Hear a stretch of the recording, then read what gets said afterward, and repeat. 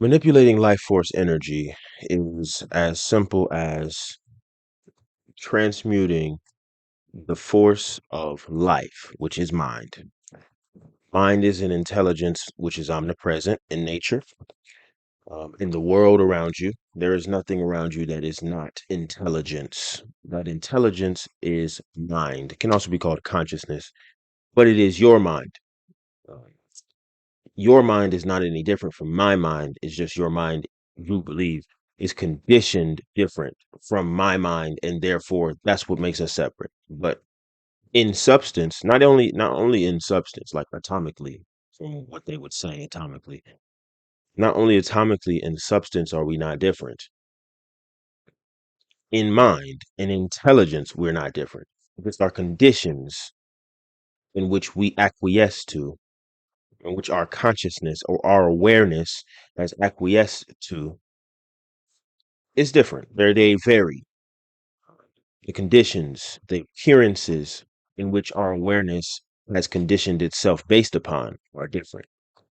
So, since that's the case, to balance out your mind or your attention and your awareness by dedicating your attention and your awareness and your mind gradually over time to and towards those things which benefit you and your growth process, you will have, to some degree, learned how to manipulate life force energy. Now, everything has life force, even this pen. The problem with us as human, or this, I don't know, clothespin, yeah. Problem with humans is if it doesn't quack and walk and waddle, and even if it does, we do this thing which is only human. We say this life is not as valuable as this life, or this life is more valuable than this life. This thing has more or less. And while visually, from the sensory perspective, that's true, from the consciousness awareness perspective, it's not true. It is just an illusion of the eyes that makes you believe anything has more or less life force. There's only one life force. There's only one life force, and everything that is animated and seen or is has life force in it. Therefore, anything that is seen or is can be transmuted, can be changed, can be augmented, adjusted into various types of forms for various types of reasons. This happens all the time in nature, but the natural process of it is a process in which the elements of nature does it.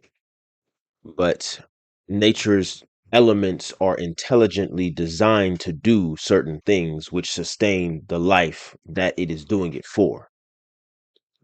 So the way that nature does it is still the mind acting in the substance of nature. And since that is the case, manipulating life force is more of a term, as in directing life force would make more sense. They both make sense, but directing life force would be an equally true statement because you are directing a causal force. You're directing an intelligent cause which all beings share, animate or inanimate share. And you're directing this intelligent cause for and towards a certain goal. So if you say, "Oh, I want to have more health in my body," there's ways to do that without working out. We talk about that a little bit more on the Patreon. But there's also ways to do that through doing anything, deep breathing exercises, um, specific styles of training. So the question is, how do I want to direct this life force, and what is my goal? What's my intention? And your intentions, sustained by your effort, is how you direct and manipulate life force. And once you get to higher levels of consciousness, it will be revealed to you that, oh, okay, so when I say my life force, I mean the life force. Oh, so then me and the separation that I created was just separation I created in my mind. There, it's not real, but it's just separation I actually created. Like everything else, in my experience, I created it unconsciously, not knowing. Did it why? Because I desired to. And that's another thing. Desire is life force. And, there are some sects which teach you, some sects of religion and spiritual thought which teach you shouldn't desire, be desireless. But there's a time for desirelessness. There's a time for desire because desire is individualized life. So the life force as we know it and need it from this perspective of the living, as we need to use it from the perspective of the living, desire is the flame of life. And where there's no desire, there is no individual life. Not that there is no life, there is no individual life.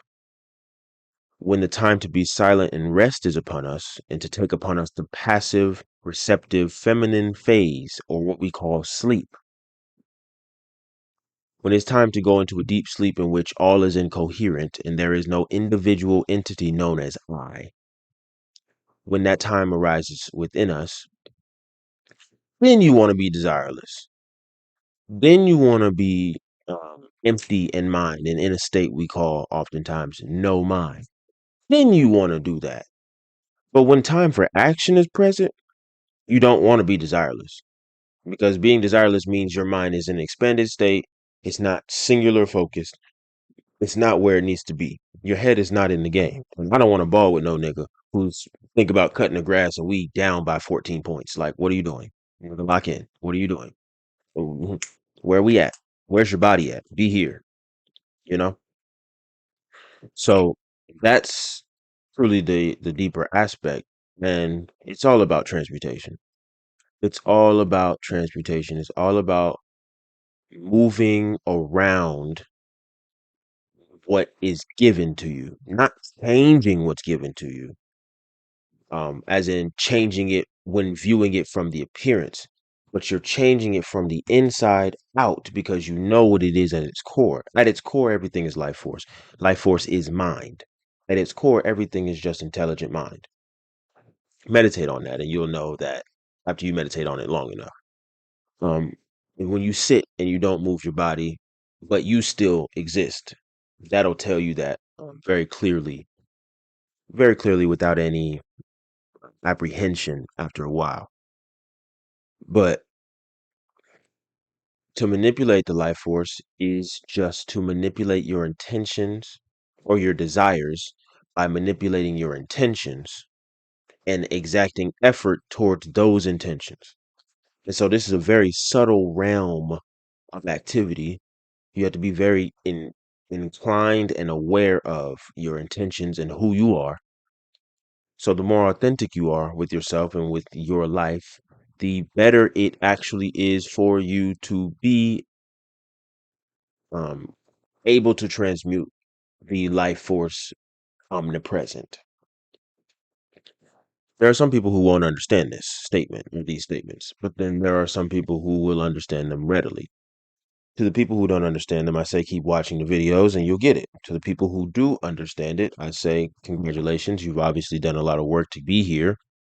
And I say keep going because there are higher and higher levels which defy the comprehension of the rational mind. Yet they are not, neither are they impossible, nor are they reserved for just one person or one kind of person. Anyone and everyone is and can transmute, and they do transmute. They just don't transmute from a deep enough place. And so the energy and the results they get are weak. They're not coming from a place of knowing, silent knowing. When you transmute from a place of silent knowing, then there's no need to even use the transmuting ability more than is absolutely needed. In fact, you don't want to use it unless you absolutely have to. Everything that nature gives you, you're perfectly fine with. Like you're okay with that. So the stronger the individual's knowing of certain facts, the more control they have over the mind. That is, the more they understand that the mind itself and thoughts themselves cannot be believed, cannot be trusted innately outright. They all are inherently true and false at the same time in equal degree and in equal measure. So he can clear his mind whenever it needs to be. It can become a complete blank, and all things that are no longer are in his mind. That ability, like getting to that ability where you can empty out the mind's contents at a moment's notice. When that's developed, then inevitably the transmuting ability becomes a natural part of your existence. And the only way to control life force energy is to transmute it. Let me just say that and precursor that, because you cannot use life force energy except for by your acknowledgement of it, one, and your understanding of it as the fundamental causal force of life, which is why it's called life force. And it's an actual force of passion behind, within, around, surrounding, underneath, and interlaced and intermingled and intermixed into the fabric of reality itself. And when you have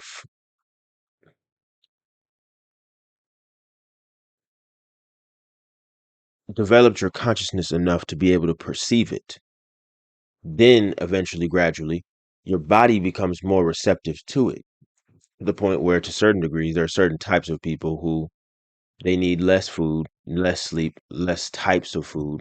I know for me, as the development had came about, I stopped sleeping for 8 hours and just went to a cool, casual 3 to 6. Like today, I think, or last night I might have slept 3 hours, and I still got all the energy I need to go whoop my nieces or my nephew in basketball. Like, and I'm finna go to the gym after this, and I'm finna go play basketball after this.